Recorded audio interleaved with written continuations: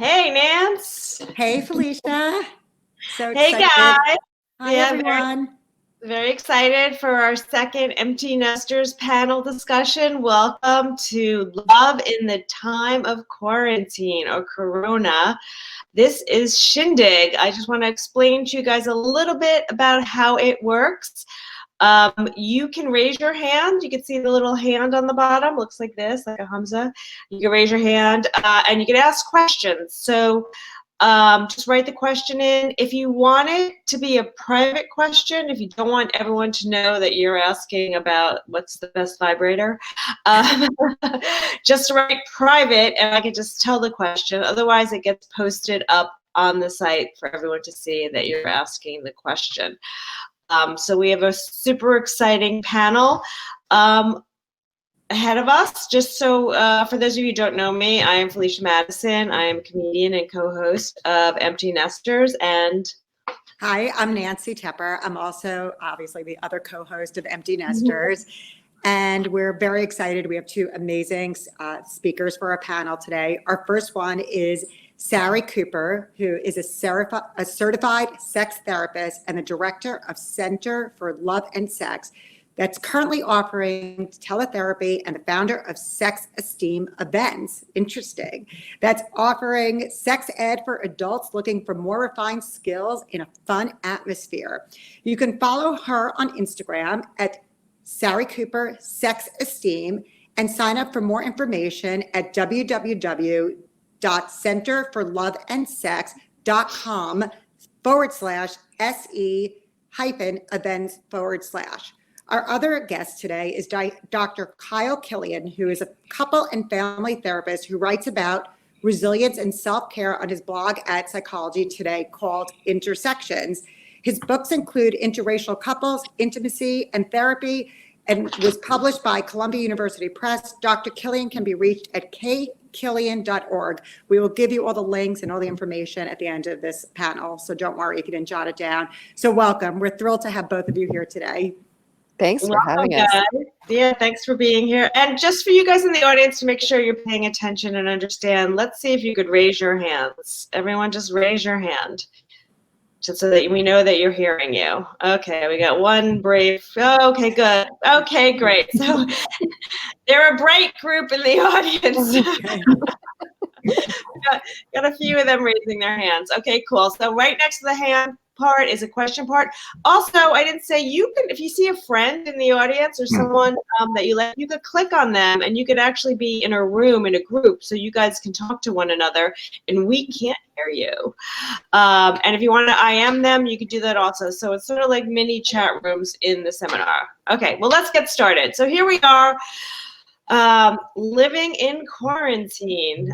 It's hard enough to be married. Relationships, any type of relationship is hard enough, but in quarantine, it's, oh my God, even harder.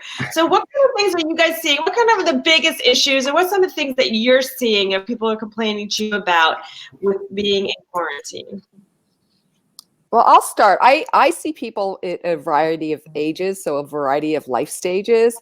So for those folks that have young kids at home, the real big pressure for them is trying to maintain childcare, wearing double duty as a teacher, trying to make sure that they get their work done, while also maintaining their careers and their jobs online. So for a variety of people, that's kind of going on for them, and they're exhausted, not to mention just like all the housework and the cooking and the plus that they may not have been responsible for before. And then the other thing is kind of the anxiety about, okay, what's going to happen from here on in.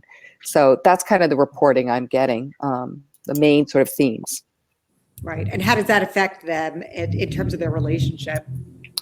Well, I think, we all process anxiety in very different ways. And so for some people, they kind of get down and get projects for themselves, right? So they're getting things done around the house that they never did, or they're working on, workshop ideas in the garage, or they're thinking up many menus, like they're just keeping busy.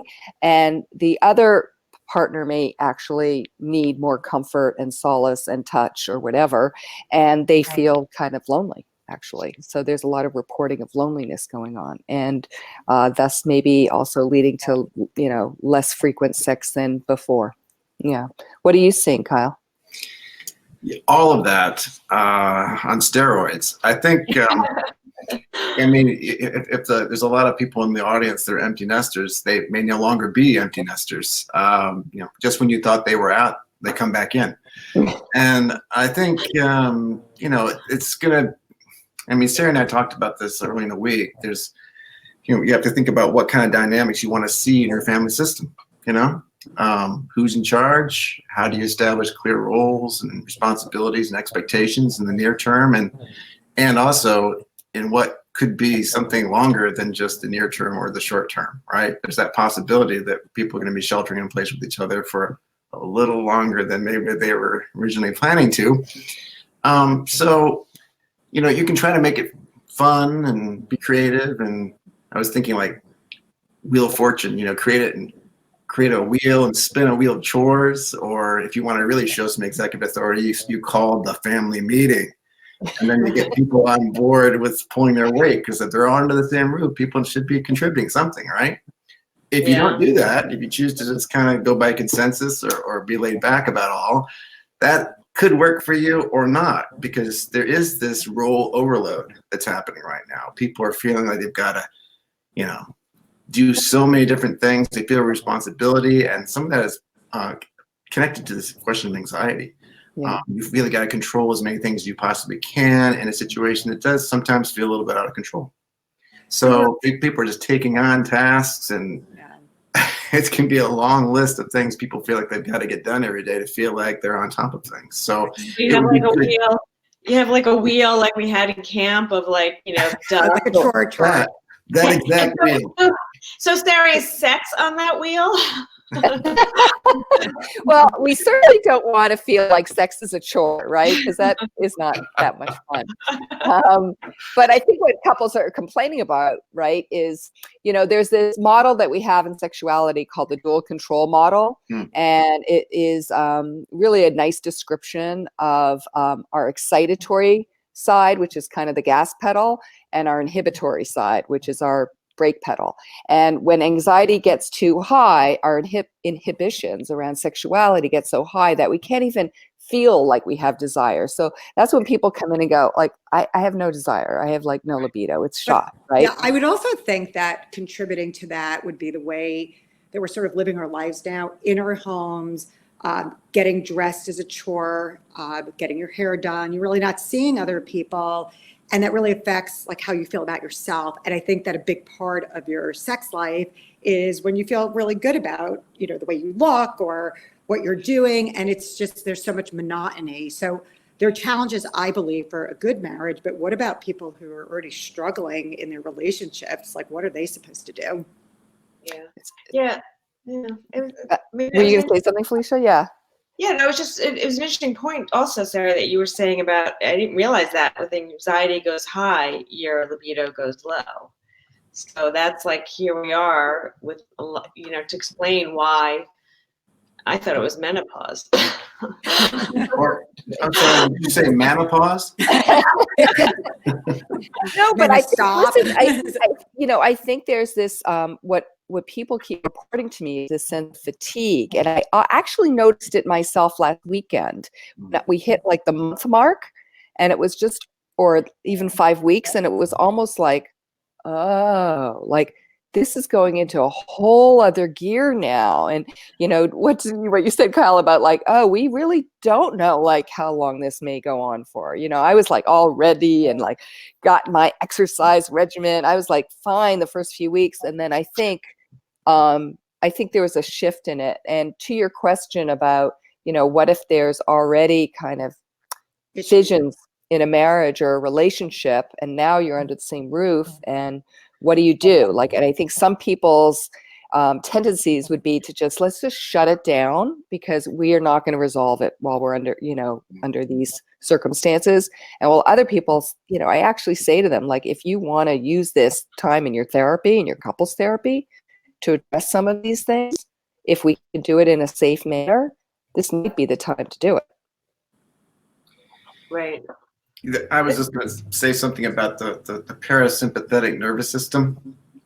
It's our friend if we're thinking about being amorous and getting close to somebody else, the parasympathetic. And unfortunately, when you're in an anxiety-provoking time, Right. you've got all these cognitive distractions going on, and you've got thoughts about not only what we're going to cook tonight, and we had pasta last night, but also like, what if someone in my family catches the virus? Someone in the family is losing their job because of this shelter at home. And again, but this goes on longer than anyone's letting on. I mean, those are just not sexy thoughts. And so it might be important just to get the space to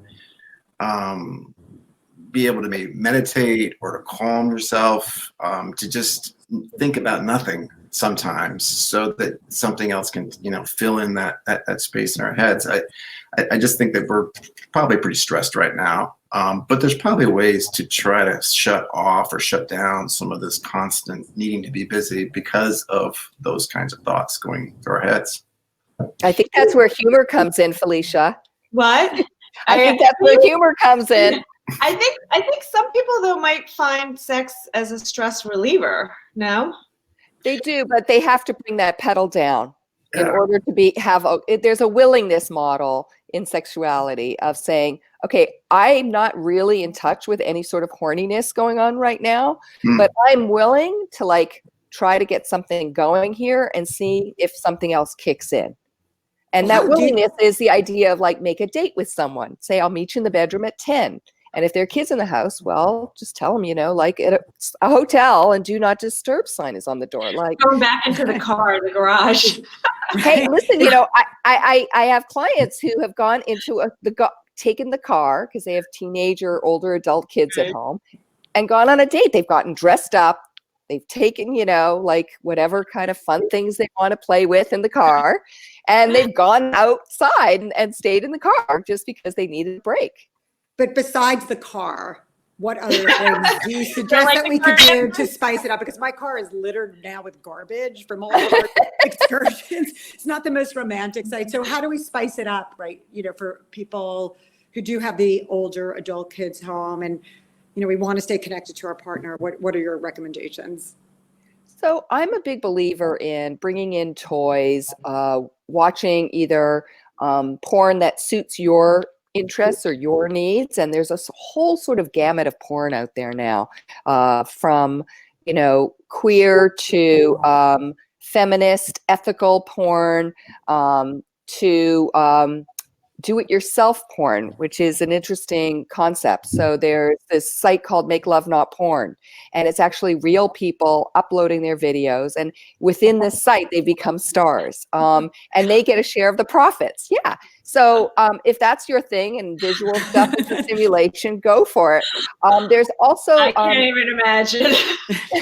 What other ideas do you have for the more conservative people in the audience? So for people who are interested, are really into hearing erotic stories, there's this new app that's getting a lot of play called Dipsea, DIPSEA, and you can get it on your phone, and they're basically a kind of not too long, not too short, that are being told to you. I mean, as kids, we loved having stories told to us. Why not as adults having erotic stories told to us? So, this is a way to get your juices going, so to speak. But you can listen to it as a couple.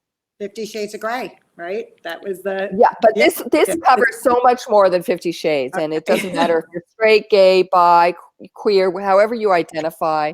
There are stories for everybody. Huh. So we kind of jumped right into sex. Let's take a step back. And is it too soon? Yeah, too soon. I'm not ready. So going back to the wheel and the annoying things that your spouse or partner will do, like leave their dishes in the sink thinking that's how they get cleaned and put back in. How do you communicate? How do you not let those little irritating things, now that you're together all the time, how many meals a day, really bothering you? Breathe. Wow. That might be for Dr. Killian. Geez, I got a couple examples. Couples that are fighting about really microscopic things, tiny things, like so someone says, "Hey, I cooked the asparagus. You know, want to come down and eat?" So someone comes downstairs and inserts a spear of asparagus in their mouth, and they start chewing. The person says, "Oh, the sound of you chewing that is just driving me bonkers."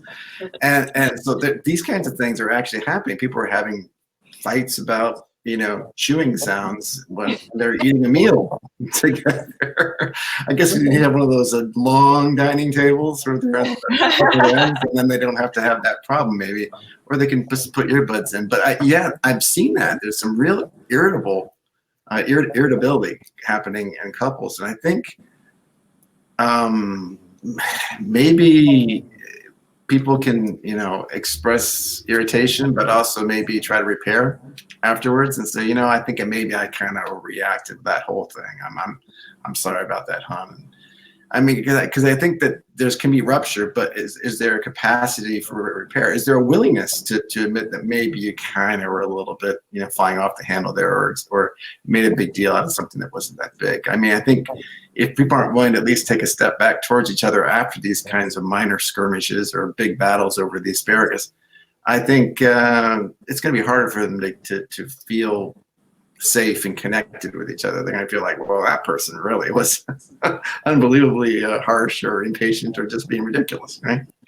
So what I about, also think that because we're in this sort of space right now where it feels like we don't have a lot of choice, like it feels like agency has been taken away from us. I'm a big believer and proponent of mindfulness. And while some people think of mindfulness as this kind of, you know, blissful state that we're trying to get to, or relaxation, and there are elements of it that you can use for relaxation, I actually think of it as a focus exercise, because when you're focusing, let's say, on your breath, which is the way beginners start, they're constantly going from a passing thought, which is like a train of cars, and bringing the focus back to your breath. Train, breath, train of cars, breath. And so when you develop capacity to bring the focus back to the breath, and maybe even stay with the breath a little longer each time you practice, those munching sounds of the asparagus chewing or the dishes in the sink, you actually have a choice of how you want to react to it, or if you even want to react to it.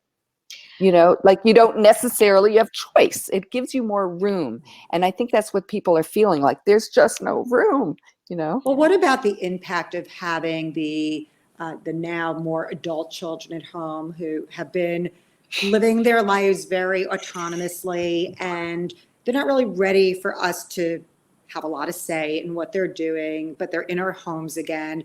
And maybe it's not your husband's asparagus getting on your nerves, but maybe it's the kids and the things that they're doing. What recommendations do you have for us in terms of having a dynamic with our husband where we're co-parenting kids who don't want to be co-parented anymore? And before you answer that, for the audience, if you want to raise your hands or ask a question, how many people are being irritated by their significant others? And if so, anything specific that is happening, you could ask. Go ahead. Go ahead. You can answer now, Sam. I actually think that it's reevaluating or relegating responsibility, because Nancy, I'm glad you put the quotations there, because I feel like, you know, while they are adult and they were taking care of themselves, they are still, like, when they come back into the family home, acting like kids, feeling like, you know, they're entitled to be taken care of in most cases. And so I think there's a way you have to have that family meeting that I was talking about, to go, okay, you know, what are we responsible for, each of us? What are the kind of the daily, weekly chores? Who's going to take what? So it's really like very verbal and very conscious, you know, so it's not like someone's just waiting back here to be told what to do, but no, they actually are participating. But the dynamics of partnership in a marriage could be very much affected by the kids. If you weren't a unit beforehand and now the kids come home and you find yourself bickering with your husband about things that, have to do with your children. How do you handle that? And you're in such close quarters all the time right now. I think going to a private place to be able to talk about it, just like you did when they were living at home, so that you're not having these conversations in front of them. And it brings back the similar dynamics you may have had when they were home before that may have never gotten resolved. What would you say, Kyle? Yes. I think that you need to go to the garage and get in that car and have that conversation. I think one of the things that's kind of funny about families and development is that sometimes we don't allow for growth, and we do, and so it's sort of like we keep trying to keep our kids in the same pair of pants, and they've outgrown them, and everyone's joking about, well, I didn't hear about the flood. You want to give them longer pants because they're getting bigger and taller, and you want to give them, as a metaphor, you want to give them more increasing responsibility, and you can have expectations they can kind of take care of themselves sometimes. So on the one hand, you've got people maybe regressing a little bit because it's a crazy time and there's a lot of unknowns. But I think on the other side of the equation, I would promote, so say Junior used to take out the trash. Well, he or she can do that again, or maybe she or he can elect to do something else, like cook dinner once or twice a week. I mean, millennials, some of them do have skills, and they might be able to bring those into the equation because we are feeling burdened with everything. It'd be great if we could share the load, right, and just dump some of that off our shoulders on them. So I'm being kind of optimistic here and saying it would be great. Maybe they don't want to take out the trash because that's what they did when they were 15, right? What are you trying to say? I'm just that kid. So give them room to maybe do something else that really makes a contribution, and then the parents can feel like they're kind of on the same page. Well, look at us. We've actually got them, doing some tasks and chores, and they're on the same page in regards to that, and therefore there's one less thing to fight about. Right, and I think, Nancy, to your point, I think it's about, sorry, go ahead. I want to concentrate on the big kid, though, like the husband or the partner. We're going to do a kid one later. Well, to Nancy's point, I think this idea of splitting comes around again. And I think that it's really, really important, just like when the kids were 2 and when they were 14 and now they're back, that parents have an agreement that if they have differing opinions about something, they talk about it privately and they come to some sort of compromise so that they're a united front. Because otherwise, that's what kids do. And that in that way, that's why they're not adults yet. They're still going back to that dynamic of wanting to get their own way. That's, I think, what I would say about the parent dynamic. So in relationships, they always say variety is the spice of life, and familiarity breeds contempt. So we're like stuck with these people. We can't go away and have fun, and then oh, I missed you, and come back. I mean, we're with them all the time. Yes. I think that's, what I think that 4-week mark was for me, because I did do some other gatherings and stuff, but the more I do outside gatherings, either with my professional colleagues, my friends, I go to some performance with a friend and I shared, or I do a class with a friend. I do feel like I'm getting out of my house, and I come back. So I'm not with my family necessarily every single night. And that helps me, just create some more space, as you say. Yeah, I'd say regardless of continued empty nest or no, I would say couples need to be able to protect and maybe verbalize the need for getting their alone time. Partners, before, when you used to leave the house and go to work and then you come back in, you still probably had some sort of rituals you engaged in to transition from work back to your home self. And I think that might be important now, even if work is upstairs in the office, like it is with me. You still might want to have some transition time between what you did upstairs in your office, between 4 and 5 today, and becoming an emotionally available partner downstairs as you descend the stairs. Maybe change your clothes. I'm probably not going to wear this shirt, for instance, later on tonight. So, and just I don't know what that looks like to everybody. I would recommend that you listen to the MT Nester podcast. That'd be a great way to have some alone time and relax and pick up some tips, but you could go for a walk if it's permitted, or a jog or something, just so you can unwind and then be more available, be more there later. Right. And I also think using a calendar to tell your kids, like tonight, maybe, your partner and you are having drinks or cocktails with friends like you would in normal days. And maybe you should make plans of your own with your friends. And by the way, when you have plans with your friends, let us know, because that's what's going on. I mean, but to make it very obvious, like, we encourage you to do some things. We have plans this night. Don't depend on us for companionship, kind of thing. Creating that kind of separation between a couple and their kids. But then I think the same is true for, partners just having their own time. I mean, I think there's this way in which, modern couples as it is, there's a lot of pressure on us to expect that partner to fulfill so much of our needs, like general human needs, that's kind of what weighs a partnership down. And the more you can recognize the things that you have and find different people to connect with, to actualize and connect on different elements of your personality, the more stuff you have to bring back to the relationship. It's not so weighted down with these demands or expectations. Right. So switching to So we our actually have a spouses. question from the audience. Oh, you do? Great. We post the question, or you want to go first, Nancy? Yeah, let me just ask my question first, because I really want to touch, we're females, obviously. Sorry, Dr. Killian, I know you have a male perspective, but how do we help our husbands who are expressing anxiety that we don't really see in our marriage on a day-to-day basis because they go to the office, or maybe they internalize it, but they're home and we're seeing them so affected by the change in their lifestyle, their change in their business situation. They're not used to being, most men, I would assume, are, out in the office. I mean, I'm not stereotyping, but because I know there are a lot of dads that are home, but like that whole change of lifestyle for them, and how do we help them handle their anxieties that they're feeling now? It's a great question, and I'll go first, Kyle, if you want. I actually think that so many men are used to,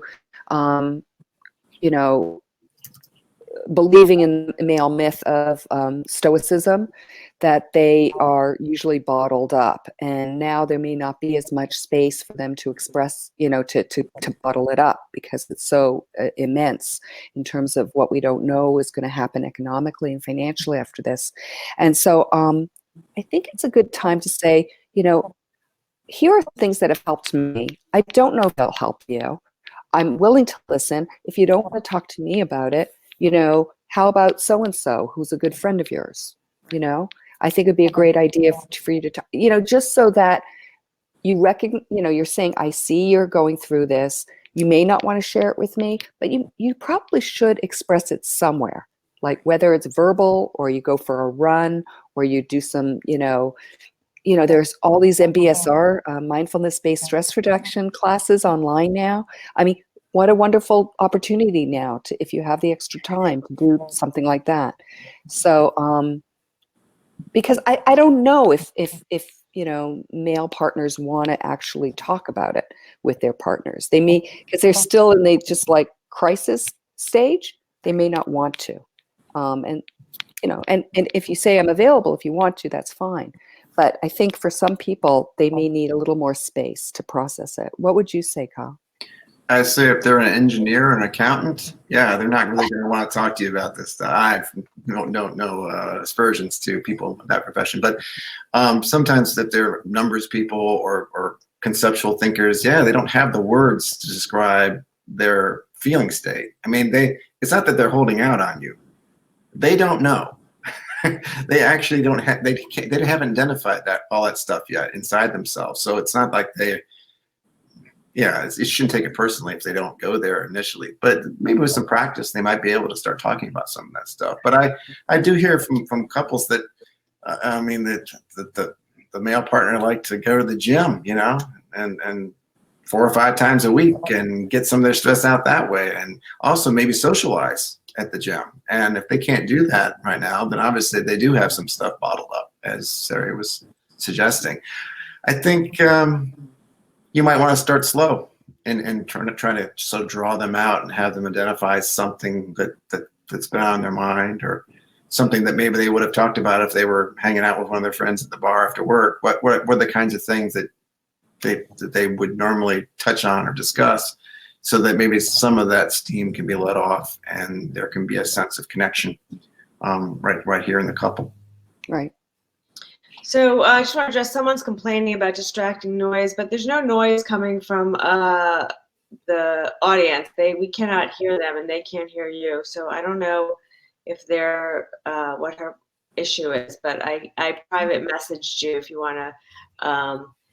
Yeah, she says there's a ton of background noise. I'm going to check to see if she's linked in with someone else, but I'm going to publish this question in the meantime.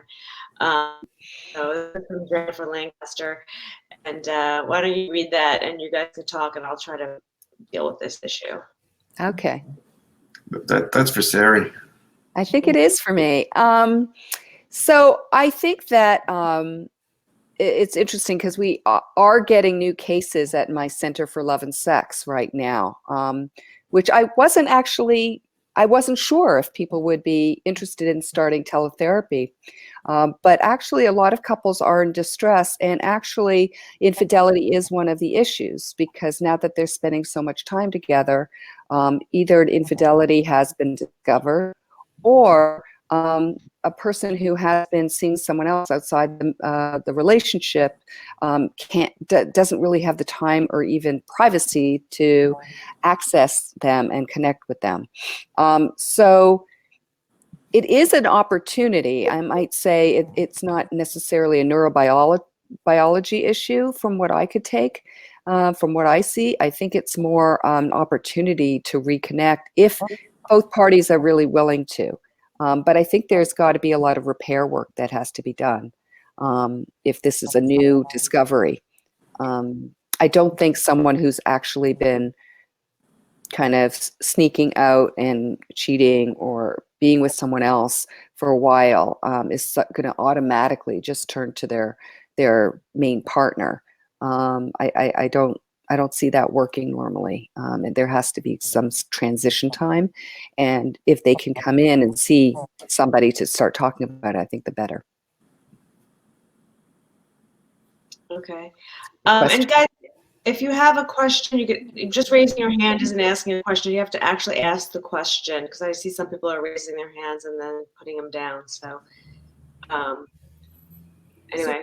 So sorry, Ken, touching on what you just said, but maybe not bringing into it the infidelity part of it, but can a bad marriage get better during this time period because you were forced to be together nonstop 24/7? Yeah, that's a very good question. I think that it's a real intentional kind of thing, right? If you are saying, we are under one of the things that there are a few different sort of times that are sort of becoming very vivid for me living through this, and they are 9/11. They are the AIDS crisis, actually. And even though I wasn't there, World War II, where no one knew when it was going to end. And everyone sort of had to band together to say, we're going through this together. And that's kind of an intentional kind of, experience where you're not like freezing off, but you're saying, I'm in it with you. Right. And so I think through that, you could actually become more present and aware of the strengths and the reason why you chose this person in the first place. Like, we can do this stuff. I mean, you see this side of this partner under a crisis that you really admire, respect, and adore even. So I think it's possible. I think it depends how people react under a crisis. Do they come together and, work together as a team? Do you have a different take on it, Kyle? Yeah, it kind of boils down to our basic coping styles, our go-to. If before, if you were frustrated or irritated or someone just wouldn't let up about that asparagus, you could just, just run out, maybe go to a bar and meet somebody for cider or something, and just blow off some steam that way. But if you can't do those things, people may feel trapped. So before I was being rose-colored glasses optimistic, and now I'm saying that if you have fewer strategies available and you haven't made new ones, people may be very on edge. So that's why we keep talking about repair, because there's going to be rupture. So what can people do to try to be civil with each other, be polite, not take each other for granted? I think maybe just demonstrating appreciation for the little things that your partner has done today. Maybe one of the kids, was saying or doing something or needed advice, or you helped out, said something that was really, really intelligent and emotionally intelligent with one of the kids, and one of the partners can say, you handled that beautifully, something like that.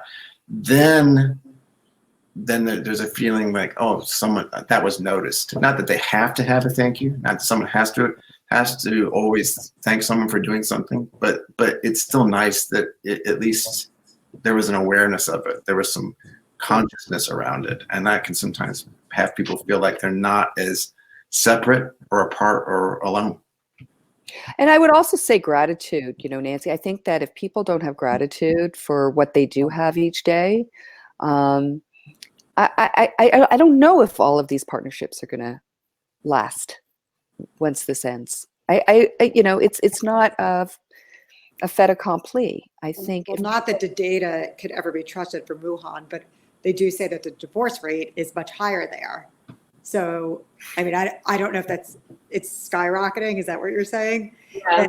Yeah. So, who knows if that's true or not, because you have to take everything with a grain of salt from what we're hearing statistically from there. But I wonder if the quarantine had an effect on people who were really not happy in the first place. I would add one other sort of theme umbrella that's sort of encompassing us right now. Just in the same way that people talk about going through a midlife crisis, there's anxiety about death. There's a death anxiety going on right now. I mean, as limited as you might be in terms of how much of the news you're watching, we're in New York, so the numbers are extremely high. And the fact that now it's starting to filter in of people I know, or people, whose friends or relatives are now getting sick. There's a way in which when there's a death anxiety, you start to go, what do I really want in my life? That's true. So I feel like that's important, and it might sound heavy, but I think it's actually very authentic. Right. The other issue is people say that this is a lot like what it would be like if you were retired. People are feeling that feeling of, okay, this is what it's be like if I don't have a career or a place to go. You don't know what day it is. You're sort of home all the time. So what if you liked your life working, but then you think, oh my God, this is what my retirement is going to be like with this person. What if I don't like that? Maybe that's a reason why people are separating. I say never retire. It sounds like I'm kidding, but I'm not. I think people need to have a sense of purpose. I think we've all, I don't know, have you guys seen folks that they did retire and they're not that happy after they retire? They feel they're kind of drifting, and maybe we have some personal examples of this. I know I do. Where they just, they liked being who they were before. And so it's good to pick and choose some things that you're going to do once you go. I will retire probably at 70 or 72. But I also will have a very clear path forward about some of the things I will be doing once I retire. Yeah. I don't think it's actually retiring. I think it's the fact that you're home with your spouse with nothing to do. Well, yeah. So thank you for bringing me back to the topic. I went off there, but yes, the point being that we need to find things to do, whether we're 72 and we want to raise lemon trees in our that's my fantasy. Yeah, no, I've counseled people through this transition because in a more traditional household, let's say if one partner's the one who raised the kids and now they're out of a job because they flee, they fled the nest, and the other person it may not be their choice. They may have been furloughed or their job is no longer needed, and suddenly they have all this energy for their partner who's like maybe gone on already and started to take classes or started a new business or is exercising every day and doesn't want to have to like have breakfast with their partner. Like they have schedules that aren't matching. And so you have to sort of say, like, I think we need a little bit more individuation. And what are things that, start journaling and figure out what you want to do that's meaningful and purposeful for this chapter. Because that's the other thing, it's the timing thing. A lot of times people don't retire at the exact same time. So talking about not matching, Sari, what if libidos aren't matching at this juncture? What if one is feeling very amorous and one partner is feeling like they want to go to sleep? Is it just listen to the porn tape, or is like? I think this is one of the most common presenting problems for a sex therapist. Just to say, just to put that out there. Right now, I think it's I go back to that willingness model, because I think you have to talk about like where can we compromise on this, and come to some sort of agreement of like how often we're gonna make a date and bringing your best self. A lot of times it's the time of day, and certainly having people back in the house. If you were more of a morning kind of sex person, but there are people in the house making noise and it's hard to concentrate, or I think then I always say that your libido, you have responsibility for your libido. It's not all your partner's responsibility to get you revved up, and that's where kind of embodiment, kind of things that make you feel sexy, whether it's visual, whether it's audio, whether it's, moving your body around, going to, a dance class online, whatever it is. Taking a drive. Having a cocktail, So are you guys, everyone's now figuring out how to do all of our stuff online. We're all taking exercise classes online. We're all taking, putting our podcasts online, comedy online. Birthday parties, funerals. Yeah. So I'm assuming you guys are all also doing a lot of therapy online, seeing a lot of your patients. How are you finding that? I mean, I find a lot of things that I'm doing online actually in some cases more satisfying than in real life. So do you find that therapy online is as or successful? I like successful. You like it? Yeah, I like it because I have, I see actually elements of people in a different way. Like they're kind of more at home because they literally are at home. Mm-hmm. So they're surrounded by it. So they may casually go, oh, so that's a picture of my father. Or, this was something that, my spouse gave to me for our anniversary because it just happens to be there. And it spur a whole conversation we may not have even had in that way. What about you, Kyle? Yeah, I mean, so say there's a couple and they're not having sex and they're like 29 years old and everybody thinks that they're professionally successful, they're fairly young, they're attractive. Why aren't they having sex? Well, for this show, let's just say that they were 39 or 49. Then they start talking to you through telehealth, through a platform, and you find out, well, we couldn't do it. You can have this session in the other room. We had to do it in the bedroom, and you notice that there's 2 dogs in the bedroom with them. So then you realize maybe that could be something. Like, do they ever kick out the dogs? And it turns out, no. And her dog is really big, and her dog growls every time he tries to do anything at all. Like even sit down next to her or tries to kiss her. And so you get insight. You say, oh, well, that might be something you want to take care of. You run them and then you kick them out. but you wouldn't necessarily think of that, except that you see them in the room with that rather large dog who's warily staring at the male partner. Yeah. So do you think, this is a little off topic, but is this something you think you'll continue to do even when we are out of quarantine, continue to do it online? Yeah, I was doing it before this. I mean, because I have coaching clients who are outside of New York, who are, different parts of the country or the world actually. And so it's important that, people can have access to you. And also I think they're going to like it because a lot of people have said, I don't have to rush to your office and lose like a half an hour each way and feel more stressed that I'm not getting my work done and then come home later. Like they're actually feeling like, oh, I can actually fit this in. This is not as stressful.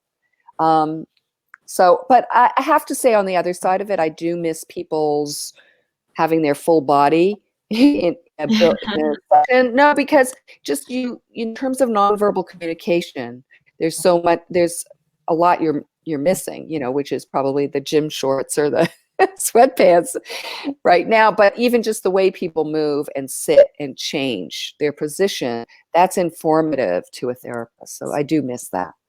Right. Okay, we're going to start wrapping up. So I want to make sure if there are any audience members that have questions, now's the time to pop them up. And if you weren't here in the beginning, I can do them so that people do not know you're asking the question. So if you have a pressing question, just write private on top and I'll ask it. So while we wait for you guys to think about those questions. Let's touch on one last topic before we wrap up, which is dating in quarantine. What if you're not in a relationship, or, I'll even bring this question into the kid profile. They're like our 20-something-year-old kids or teenage kids, and you want to start dating and you want a relationship. Is it possible to do this while we're in quarantine right now? Oh yes. Okay. I am curious. Millennials and Gen Z are very, internet natives, right? So that they'll do everything, including maybe even having sex online. So, So there are actually a couple of new companies. One is called Mailroom, which was a podcast even before COVID, in which men were sort of like bachelors, and they were being interviewed by the women in the audience on advice around dating. And now it's turned into kind of even a matchmaking thing where they can eventually have smaller groups or one-on-ones with the eligible bachelors as a form of dating. And then there's this other one that's called Here Now. And that's a virtual dating, kind of a networking via Zoom, where you have like 11, 12 people in a room, and they're made to answer these funny, kind of quirky but fun questions. And then they go into breakout rooms of maybe 4 people, and then maybe they go into one-on-ones. And then at the end, they fill out a survey about who they probably might want to go out with again. And the owner of the company then sets them up. And it's actually been a refreshing alternative to, the swipe, swipe, swipe, which is to a static photo. You're actually getting to meet a person the way you might normally do outside. And listen, I mean, you can have dates via Zoom or via FaceTime. And then if it progresses, I mean, a lot of people can have sex via distance. There are even sex toys for that, actually, with remote control. So, well, you'll have to give us the website for that. So even if people are dating and they're separated in quarantine, you think that they could survive being apart for a while, just from all that stuff you just mentioned? Yeah. Although I think I know some young people who, because they were living by themselves, or maybe their roommate went back to the parents in another state, they have the freedom to kind of go to each other's apartments, so they don't have to live together. I also have clients who have decided to live together, whereas that wasn't like an official living together. They just decided to go through this quarantine together. And in some ways, it's kind of an experiment of whether they want to go forward, Yeah, I have a couple my niece is about to get married. I'm like, well, if you could just survive quarantine, you'll survive your marriage. It's a good test. I think every married should be quarantined for a month to see. Well, is there anything in conclusion the two of you want to add? Any advice, anything that you think people should do or look out for, or closing words? Create as much space between you and your partner that you can. so that you can be active and vital within yourself and with your friends. So you have more energy to bring back to the couple. So it's not all about domestic chores and, raising the kids, that you actually bring something to the table that's joyful and fun, playful. Yeah, I echo that. If you're in a shelter-at-home situation, you may already feel like you're already on top of each other or bumping into each other, and not in that Cinemax Showtime kind of a way. And so you're already feeling that you've got a lot of each other all day long. So figure out a way to not have so much of each other all day long, so that when you later on in the day, maybe you can choose to be close to that person. So, and make dates. Yeah, create dates for that are very intentional, and make some sex dates. That's pretty intentional, and bring some toys into it. Get some new deliveries. you may want to quarantine first. So. What? Amazon Prime takes 2 weeks now. And the kids are always checking their orders that they're putting on. We need other information for the audience. So, well, thank you. My new sweatpants here. They opened up the wrong box. Thank you so much for joining us on our Empty Nester panel. It was so interesting hearing what both of you had to say. And I hope that everybody who joined us today had as much fun and got as much information as we all did. So stay tuned, guys. Next week, we're dealing with how to cope with your children and issues regarding your young adults that have come back home and your kids. Make sure you visit our Facebook page, Empty Nesters, Instagram, and our website. We're going to be posting all of our fun and up-and-coming events. If you have any questions or anything that you want to address, feel free to email any of us, and we will send out an email with Kyle and Sari's information. So if you guys want to reach out, you can do that as well. And thank you. Thank you. Thanks for having us. Bye. Stay safe. Bye. Take care. Be well. Thank you. Thanks.